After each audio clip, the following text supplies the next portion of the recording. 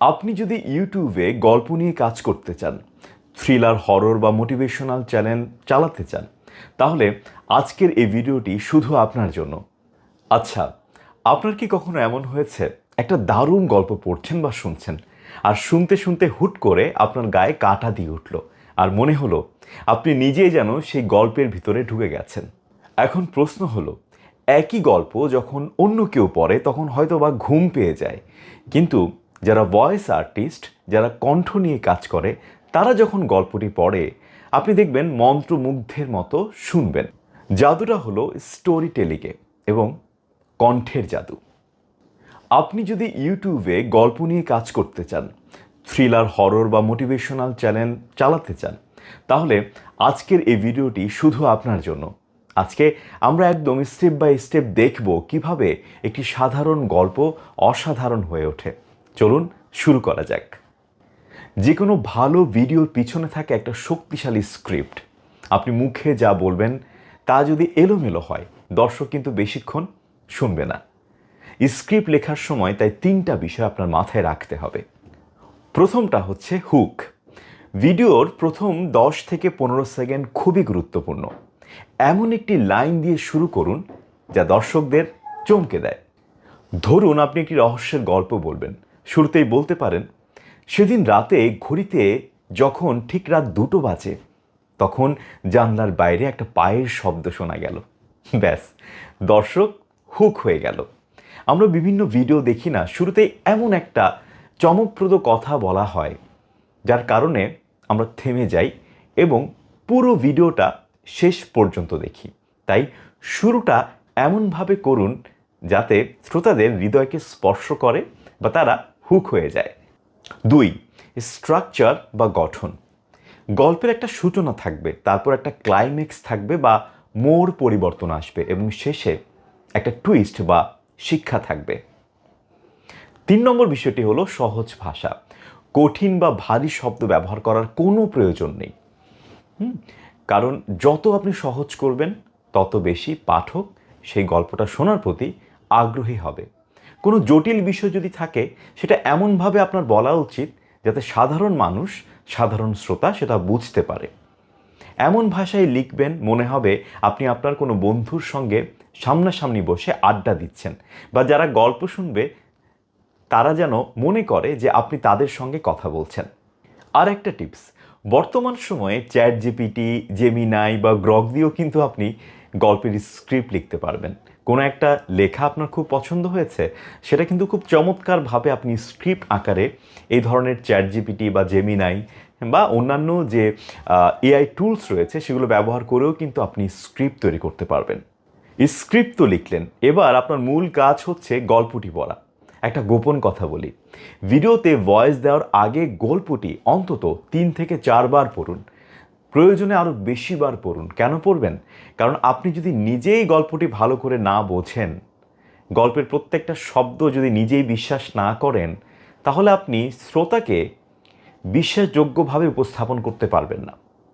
আপনি যদি মনে না ধারণ করেন, তাহলে আপনি যা পড়বেন তা আর্টিফিশিয়াল মনে হবে এবং আপনি পড়ছেন এবং আপনি বারবার আটকে যাচ্ছেন।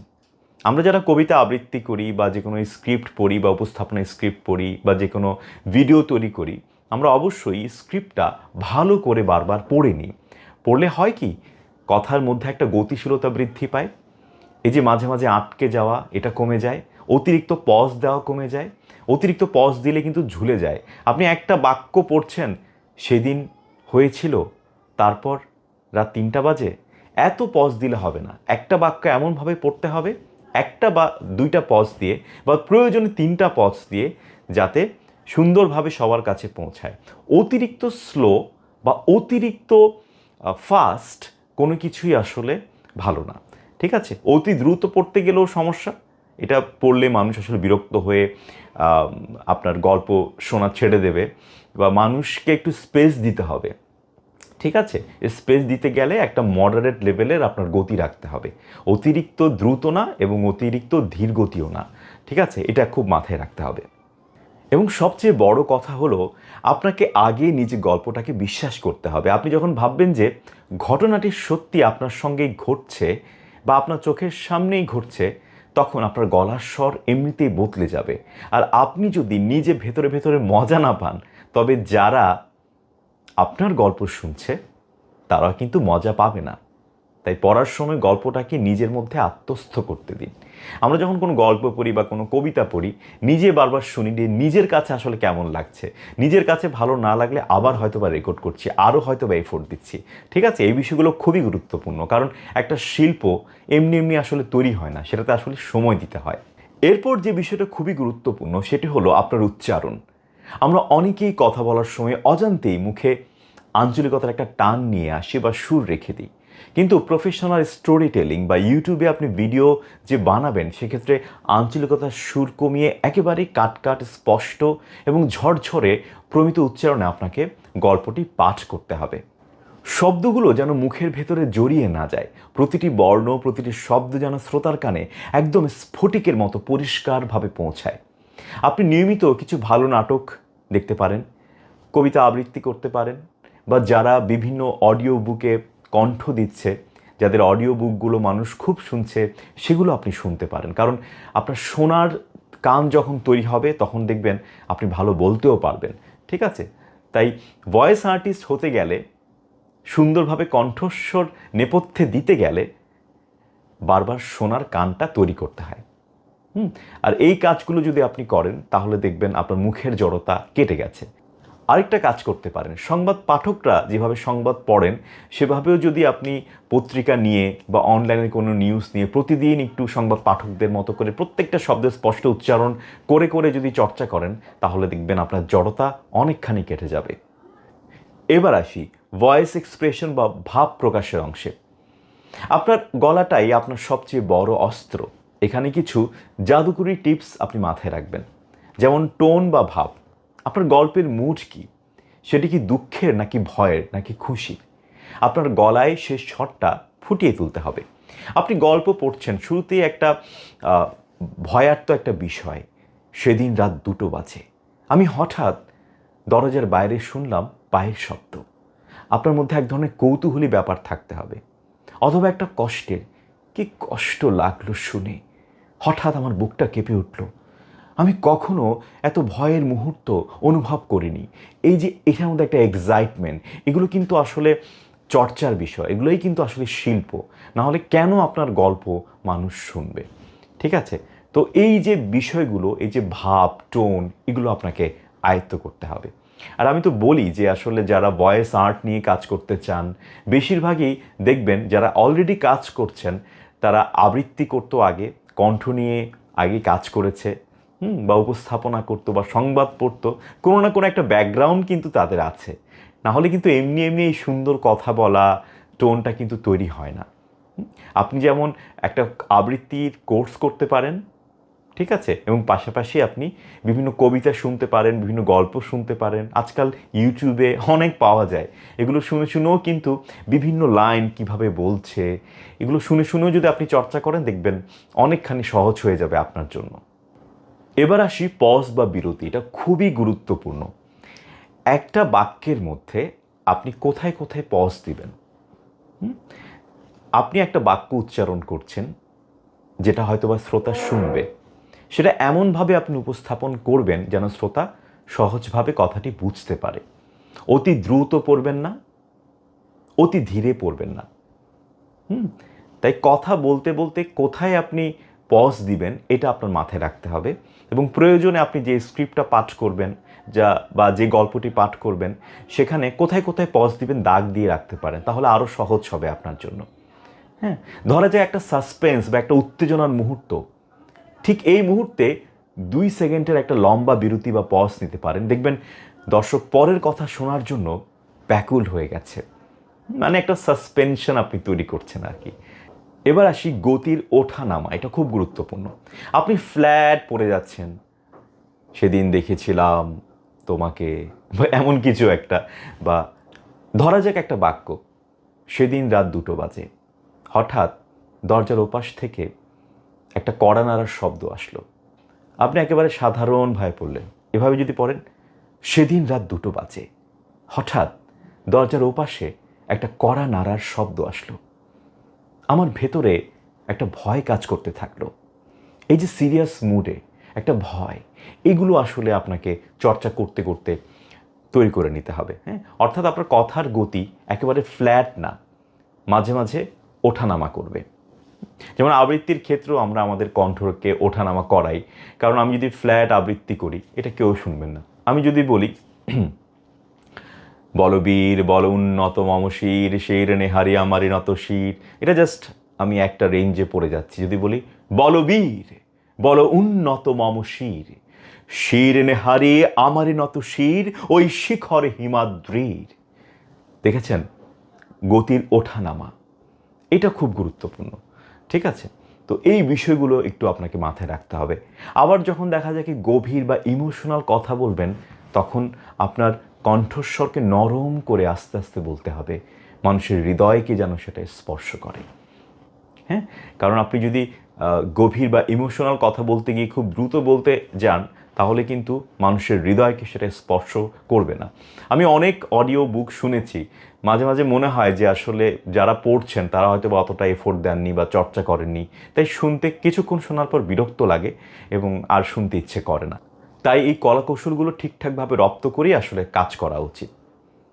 ভুল হবে শিখবেন, আবার কাজ করবেন। হ্যাঁ, যদি আপনার ভালোবাসা থাকে, আপনি যদি লেগে থাকেন, তাহলে দিন শেষে দেখবেন আপনি খুব ভালো একজন স্টোরি টেলার হয়ে যাচ্ছেন। এবার আসি ভয়েস রেকর্ডের বিষয়ে। রেকর্ড করার সময় যদি ঘরে ফ্যানের আওয়াজ থাকে বা ইকো থাকে, তবে পুরো মজাটাই মাটি। তাই নিখুঁত রেকর্ডিংয়ের জন্য একটু ছোট্ট কাজ করতে পারেন। ঘরের কোণে বা যেখানে আপনি রেকর্ড করছেন, সেখানে যেন অতিরিক্ত ইকো বা ইকো সাউন্ড তৈরি না হয়, সেদিকে খেয়াল রাখবেন। দরকার হলে ঘরের জানালায় ভারী পর্দা টানিয়ে দিতে পারেন বা চারপাশে কুশন বা বালিশ রাখতে পারেন। যদি এমন হয় যে আপনার ঘরে শব্দ কম আসে খুব, এবং আপনি একটা খুব ভালো মানের মাইক্রোফোন ব্যবহার করে মুখের খুব কাছে ধরে আপনি রেকর্ড করছেন, তাহলে দেখবেন যে রেকর্ডের যে মানটা সেটা কিন্তু খুব ভালো হয়। অনেকে অতিরিক্ত ইকো দেন, এটা একেবারেই বাজে শোনায়। হ্যাঁ, হালকা ইকো বিশেষ করে আবৃত্তির ক্ষেত্রে রাখতে পারেন, কিন্তু গল্পের ক্ষেত্রে ইকোর ব্যবহারটা কম করাই ভালো, না করাও আরও ভালো। ঠিক আছে, অতিরিক্ত ব্যবহার করতে গিয়ে দেখবেন যে বিরক্ত লাগছে, শ্রোতা পালিয়ে যাবে, শুনবে না। আর মাইক্রোফোনটা আমি বলেছি যে খুব বেশি কাছাকাছি রাখবেন না। ধরেন মাইক্রোফোনটা আপনি এক ধরনের ওয়্যারলেস মাইক্রোফোন ব্যবহার করছেন, হয়তো মুখের এই পাশে ধরে আপনি মাইক্রোফোনটা ব্যবহার করতে পারেন, এবং এখানে যে একটা ফোম থাকে ওটা যেন থাকে, তাতে আপনার নিঃশ্বাসের শব্দ এগুলো ঠিকঠাকভাবে আসবে না। ঠিক আছে, এ হচ্ছে কি বিষয়। কারণ বর্তমান সময় তো বেশিরভাগই ওয়্যারলেস মাইক্রোফোন ব্যবহার করছেন, আর ভালো মানের মাইক্রোফোন খুবই দরকার, যেটা আসলে আপনার কণ্ঠস্বরটাকে সুন্দরভাবে তুলে আনবে। আর রেকর্ডের পর বিভিন্ন অ্যাপস বা সফটওয়্যার ব্যবহার করে আপনি আপনার রেকর্ডিংয়ের যে নয়েজটি রয়েছে সেটা রিমুভ করতে পারেন। কিন্তু সবচাইতে ভালো হয় এমন একটা জায়গায় বসে রেকর্ড করা যেখানে শব্দ বা নয়েজ খুবই কম আসে। ঠিক আছে, কারণ অনেক সময় দেখা যায় রেকর্ডিংয়ের নয়েজটা রিমুভ করতে গিয়ে রেকর্ডিংটাই বেশ রোবোটিক শোনায়। রেকর্ডিংয়ের যে ন্যাচারাল বিষয়টা সেটা নষ্ট হয়ে যায়। রোবোটিক শোনালে কিন্তু শ্রোতা সেই অডিও বুক বা সেই অডিওটা শুনে মজা পাবে না। প্রথমত ব্যাকগ্রাউন্ড মিউজিক, গল্পের সঙ্গে মিলিয়ে আপনাকে মিউজিক চুজ করতে হবে। রহস্যময় গল্পে হালকা থ্রিলিং মিউজিক, ইমোশনাল গল্পে একটা পিয়ানো বা সফট মিউজিক। তবে মনে রাখবেন মিউজিকের ভলিউম যেন আপনার ভয়েসের নিচে থাকে, সাধারণত 10-20%। আমি আজকাল কিছু অডিও বুক তৈরি করছি, সেক্ষেত্রে আমি ব্যাকগ্রাউন্ড যে মিউজিকটা সেটা খুব কম রাখি, অনেক সময় 7 রাখি, 10 রাখি, এবং নিজে কানে শুনে দেখি যে ব্যাকগ্রাউন্ড মিউজিকটাকে অতিরিক্ত কিনা। কারণ আমার যে কণ্ঠস্বর সেটাই প্রাধান্য পাবে বেশি, ব্যাকগ্রাউন্ড মিউজিকটা হালকা বাজবে, সেটা 7-10 এতটুকু রাখা যায়। ঠিক আছে, তো এটা হচ্ছে গিয়ে অডিওটার উপর, অডিওটা আসলে ঠিক কেমন, এটাকে অতি জোরালো কিনা সেটা বুঝে। ঠিক আছে, এই যে 10-15 এর মধ্যে থাকলে আমার কাছে মনে হয় সবচেয়ে বেস্ট হবে। আপনার অডিওটা শুনতেও কিন্তু শ্রোতাদের ভালো লাগবে, আর অবশ্যই আপনার ভয়েস তো 100% থাকবেই। এবার আসি ভিজুয়াল বা ফুটেজ। প্রাসঙ্গিক বিভিন্ন স্টক ভিডিও বা সিনেমাটিক ক্লিপ বা ছবি ব্যবহার করতে পারেন যেগুলো কপিরাইট ফ্রি। হ্যাঁ, 100% যেগুলো কপিরাইট ফ্রি। যেগুলো আপনার কথার সঙ্গে হুবহু মিলে যায়। এই বিষয়টা আসলে বেশ কঠিন মনে হয়েছে আমার কাছে, যে প্রাসঙ্গিক স্টক ভিডিও কালেকশন করা এটা আসলে খুব কঠিন কাজ। হ্যাঁ, তো সেই ক্ষেত্রে আপনি বিভিন্ন ন্যাচারাল যে ভিডিও রয়েছে সেগুলো মোবাইলে ধারণ করেও কিন্তু জাস্ট ব্যাকগ্রাউন্ডে ভয়েসটা দিতে পারেন, কিন্তু সবসময় স্টক ভিডিও বা সিনেমাটিক ক্লিপ পাওয়াটা খুব কঠিন। আর নিজে যদি আপনি মোবাইলে ধারণ করে করতে পারেন তাহলে তো আসলে খুব ভালো হয়, কিন্তু অবশ্যই সেটা সময় সাপেক্ষ। কিন্তু ভালো কাজ করতে গেলে আসলে অনেক এফোর্ট দিতে হয়, এবং ধীরে সুস্থে একটা ভালো কাজ করলে সেটার ইম্প্যাক্ট আসলে লং টাইম থাকে। হ্যাঁ, এটা লঞ্জিভিটি অনেক আসলে বেশি হয় আর কি। বন্ধুরা, এই কয়েকটি নিয়ম যদি নিয়মিত মাথায় রাখেন, চর্চা করেন, তবে আপনার স্টোরিং টেলিংয়ের ভিডিও মান কোথায় গিয়ে পৌঁছাবে আপনি নিজেই কিছুদিন পর দেখতে পাবেন। গল্প বলা একটি শিল্প, আর নিয়মিত প্র্যাকটিসের মাধ্যমে আপনি নিখুঁত হয়ে উঠতে পারেন। আজ এ পর্যন্তই। সবাই ভালো থাকবেন, সুস্থ থাকবেন। আর হ্যাঁ, অবশ্যই আমার আজকের ভিডিওটি কেমন লাগলো অবশ্যই জানাবেন। আর কেউ যদি গল্প পাঠ নিয়ে কাজ করতে চায়, মোটিভেশনাল ভয়েস দিতে চায়, তাদেরকেও আসলে এই ভিডিওটি শেয়ার করতে পারেন। আশা করি কাজে লাগবে। সবাই ভালো থাকবেন। আল্লাহ হাফেজ।